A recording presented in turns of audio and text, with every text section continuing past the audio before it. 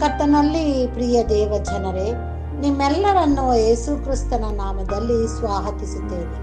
ಈ ದಿನದ ವಾಕ್ಯವು ಯೋಬನು 9ನೇ ಅಧ್ಯಾಯ 10ನೇಯ ವಚನ. ಹಳೆ ಒಡಂಬಡಿಕೆಯಲ್ಲಿ ಯೋಬನು 9ನೇ ಅಧ್ಯಾಯ 10ನೇಯ ವಚನ. ಅಭ್ರಮೆಯ ಮಹಾಕಾರ್ಯಗಳನ್ನು, ಅಸಂಖ್ಯವಾದ ಅದ್ಭುತ ಕೃತ್ಯಗಳನ್ನು ಮಾಡುತ್ತಾನೆ.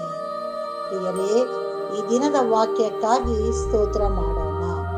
ನಮ್ಮ ಕರ್ತನು ನಮ್ಮನ್ನು ಆತನ ಮಕ್ಕಳಾಗಿ ಸ್ವೀಕರಿಸಿ ನಮ್ಮನ್ನ ತೊಳೆದು ಶುದ್ಧಿಗೊಳಿಸಿ ತನ್ನ ಮಕ್ಕಳೆಂದು ಒಪ್ಪಿಕೊಂಡು ನಮ್ಮ ಜೀವನದಲ್ಲಿ ಅಭ್ರಮೆಯ ಮಹಾಕಾರ್ಯಗಳನ್ನು ಮಾಡುತ್ತಾನೆ ಮತ್ತು ಅಸಂಖ್ಯವಾದ ಅದ್ಭುತ ಕೃತ್ಯಗಳನ್ನು ಕೂಡ ಮಾಡುತ್ತಾನೆ. ನಾವು ಏನು ಮಾಡಬೇಕು ಪ್ರಿಯರೇ? ಆತನಲ್ಲಿ ಭಯಭಕ್ತಿ ಉಳ್ಳವರಾಗಿ ಆತನ ರೆಕ್ಕೆ ಮರೆಯೊಳಗೆ ಜೀವಿಸಲು ನಮ್ಮನ್ನ ಒಪ್ಪಿಸಿಕೊಡಬೇಕು. ಈ ಸಮಯದಲ್ಲೂ ಕೂಡ ನಮ್ಮನ್ನ ಆತನಿಗೆ ಒಪ್ಪಿಸಿ ಪ್ರಾರ್ಥಿಸೋಣ. ನಮ್ಮನ್ನ ಬಾಳವಾಗಿ ಪ್ರೀತಿಸುವಂತ ತಂದೆಯಾದ ದೇವರೇ, ಈ ದಿನಕ್ಕಾಗಿ ನಿನಗೆ ಸ್ತೋತ್ರ. ಕರ್ತನೆ, ಕೊಟ್ಟಂತ ಆಯುಷಿನ ದಿನಕ್ಕಾಗಿ ನಿನಗೆ ಸ್ತೋತ್ರ ಸ್ವಾಮಿ.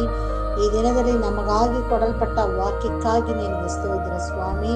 ಹೌದು ಕರ್ತನೆ, ನೀನು ನಮ್ಮ ಜೀವನದಲ್ಲಿ ಅದ್ಭುತ ಕಾರ್ಯಗಳನ್ನು ಮಾಡುತ್ತಾ ನಮ್ಮನ್ನು ಆಶೀರ್ವದಿಸುತ್ತೀಯಲ್ಲಪ್ಪ, ಅದಕ್ಕಾಗಿ ನಿನಗೆ ಸ್ತೋತ್ರ ಕರ್ತನೆ.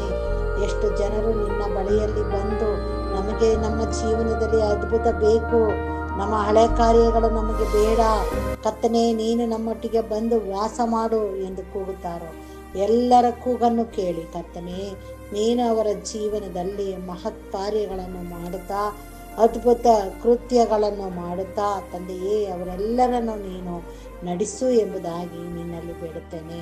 ಈ ಸಮಯದಲ್ಲಿ ಬೇಡಿದಂಥ ಈ ಪ್ರಾರ್ಥನೆಯನ್ನು ಕೇಳುತ್ತಾ ನಿನ್ನ ಪರಲೋಕದ ಕೃಪೆಯನ್ನು ಕೊಟ್ಟು ನಮ್ಮೆಲ್ಲರನ್ನು ನೀನು ಆಶೀರ್ವದಿಸಿ ನಡೆಸಬೇಕೆಂಬುದಾಗಿ ನಮ್ಮ ರಕ್ಷಕನು ಒಡೆಯನೂ ಆಗಿರುವಂಥ ಯೇಸು ಕ್ರಿಸ್ತನ ಮುಖಾಂತರದಲ್ಲಿ ಬೇಡಿದನು ಹೊಂದಿದ್ದೇವೆ ತಂದೆಯೇ, ಆಮೇನ್.